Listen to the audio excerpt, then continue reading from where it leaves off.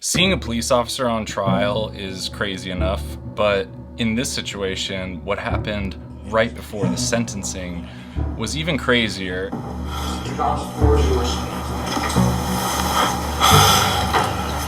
This event that I'll never forget really caused a lot of conversations. A police officer accidentally entered the wrong apartment thinking it was her home, and when she saw a man inside what she thought was her apartment, she fatally shot and killed this man thinking he was an intruder. This man's brother, right before the sentencing, made a statement. I don't want to say twice or for the 100th time what you've or how much you've taken from us. I can speak for myself. I forgive you. I don't know if this is possible, but can I give her a hug, please?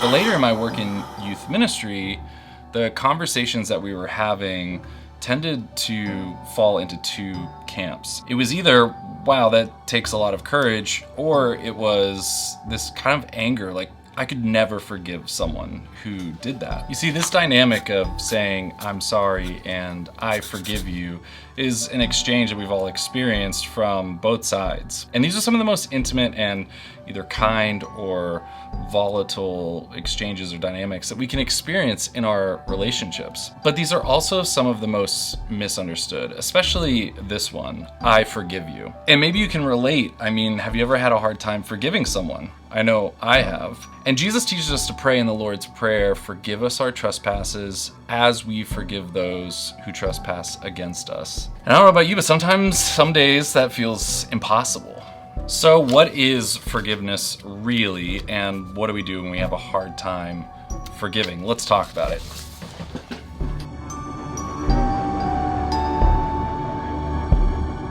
Some people have this misconception that to forgive means all my negative feelings disappear. But the Catechism speaks about forgiveness in paragraph 2843, and it says, "It is not in our power not to feel or to forget an offense, but the heart that offers itself to the Holy Spirit turns injury into compassion and purifies the memory in transforming the hurt into intercession." So how you feel about how someone's wronged you, or the fact that you can't forget it, that's out of your control. And this also means that forgiveness is an act. It's something we do. We offer our heart to the Holy Spirit. It's kind of like we walk around with this little notebook of a list of all the people that have wronged us and the debts that they owe us. And in forgiveness, what we're actually doing is we're saying, God, I hand over my personal claim to any payback. But it might still sting every time you think about it. I mean, you're handing this over and your feelings might lag behind. And so every time those feelings resurface, you might have to actively strive to reaffirm that decision. So forgiveness is a participation in God's own mercy. Because He has already freed us of our debts, we are called to pray for the grace to do the same for others. See, we're praying for God to allow that mercy to penetrate our hearts so we can live in the same way. Because remember, even while Jesus was on the cross, He was praying, Father, forgive them. Another really common misconception about forgiveness is that by forgiving, we have to excuse or minimize the wrong that occurred, or that we have to drop all pursuit of justice. But actually, true forgiveness, this is what's cool, is it's actually the opposite. Like, to forgive fully means to fully understand two things, your feelings about it and the reality of what actually happened. Legal justice might still be required for the sake of the common good of the community and for the offender's own conversion. And finally, people sometimes think that forgiveness means forgetting. This is another way people try to avoid dealing with their own feelings, emotions, and the reality of what someone did. They try to just push that aside. Sometimes this will sound like, let's just forget about it. But true forgiveness is no small thing. I mean, true forgiveness is a courageous act because it's hard to forget a grave offense. Forgiveness is about truly understanding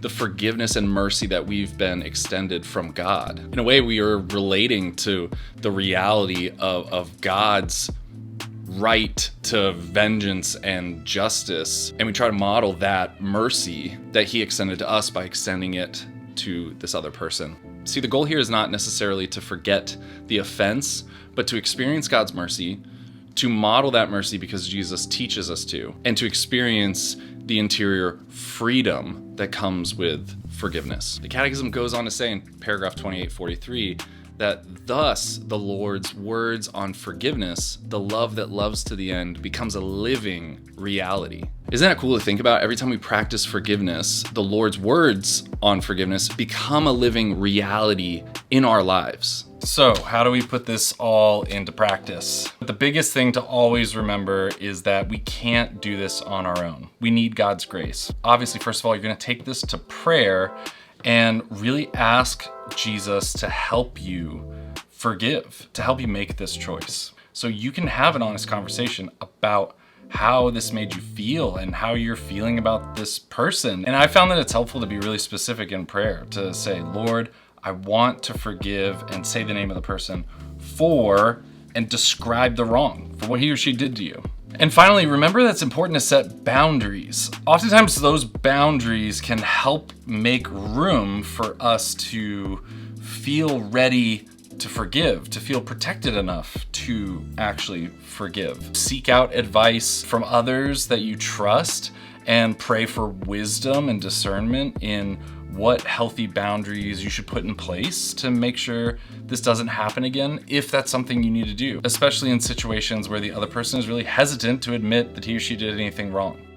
Look, trust me, I know in a very real way that it is hard to forgive, but Jesus commands us to, and he commands us to as a condition for us to experience his mercy and forgiveness. And in a certain way, the difficulty of forgiveness opens up our hearts to the reality of what God has done for us. It opens our hearts because in a small way we can relate. And this is why Jesus thought this was so important to teach us in the Lord's Prayer. But living it is not easy, and it has to be done from a place of prayer, conversation with God, so that he can pour grace and mercy into our hearts. Because Christian prayer allows mercy to penetrate our hearts so we can forgive and be forgiven.